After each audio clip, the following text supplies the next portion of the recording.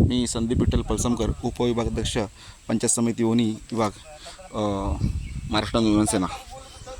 मी आज इकडे आमच्या शेतात आहे।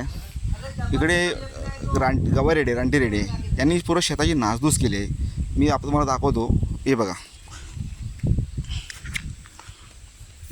अक्षरशः खाल्लं कमी यांनी तुडवलं जास्त, यांनी नुसतं उकडून काढलेत, मुलासकट लावणी उकडून काढले। हे बघा, आणि हे पूर्ण असं माझी एकट्याचीच नाही, इकडे पुढे विजय गोंडाल आहेत, त्यांची शेती पूर्ण खाऊन टाकली। तिकडे त्यांनी बिचाऱ्यांची लावणी पेरणी केली होती, पेरणी खाल्ली, त्यांनी इकडून तिकडून जमा करून लावणी लावली होती। लोकांकडं उरले सुरले लावणी लावून त्यांनी चांगल्या प्रकारची लावणी झाली होती, आणि ती सुद्धा नासधूस केली। खाली इकडे अनंत पलसमकर आहेत, त्यांची बघा पूर्ण त्या मळेवर पूर्ण चिखल करून टाकलं आहे, पूर्ण लावणी तुडून पूर्ण मळून टाकलं लावणी। हे बघा, सगळं शेतकरी जमा झालेत।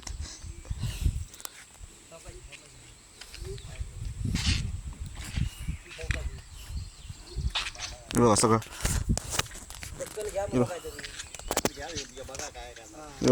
हे सगळं बघा, हे बघा, हे विजय गोंडाल आहेत, त्यांची शेती सांगा तुमची शेती किती खराब झाली? खाऊन टाकलं आणि सगळे त्यांची सर्व शेती तिथे खाऊन टाकली। सर्व सुरुवात त्यांच्या इथून झाली, त्याच्यावरती विजय त्यांनी स्वतः मेहनत करून, म्हणजे त्यांच्या मिसेसनी, त्यांच्या पत्नीने आणि त्यांनी दोघांनी अंग मेहनत म्हणजे खतून कुदळाने खतून लावले ते। तसं ते लक्ष्मणपासून त्यांनी पण ते तसंच, त्यांच्याकडे कुठलं साधन नाही नांगरणीचं, त्यांनी स्वतः हात मेहनत करून त्यांच्या पत्नीने त्यांनी स्वतः कुदळाने खतून नाही लावले। हे बघा काय परिस्थिती आहे। हे बघा, ते पुढे शांताराम पलसम त्यांची शेती आहे, खाली संजय पलसम त्यांची आहे, खाली संजय त्यांची। त्या पुढे असे वरती काजूची झाडं लावलेत, ती काजूची झाडे पण अक्षरशः जमिनीतून उकडून काढली आहेत। हे बघा, हे सगळी अशी परिस्थिती आहे। बघा पुढे तुम्हाला दाखवतो अजून।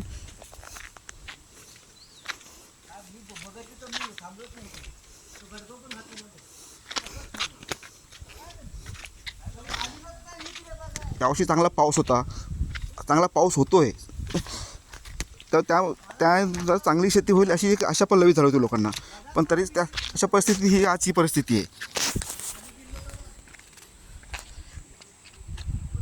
हे काही ठराविक असे तरी आपला उदरनिर्वाह शेतीवर करतात, त्यांच्याकडे दुसरं कमाईचं कुठलं साधन नाही तरी, आणि अशा परिस्थिती अशी परिस्थिती असताना त्यांनी त्यांचं जीवन जगायचं कसं हा त्यांच्या समोर मोठा प्रश्न आहे। हे बघा काय केलं हे अक्षरशः। त्या सर्व गोष्टीचा विचार करून आमच्या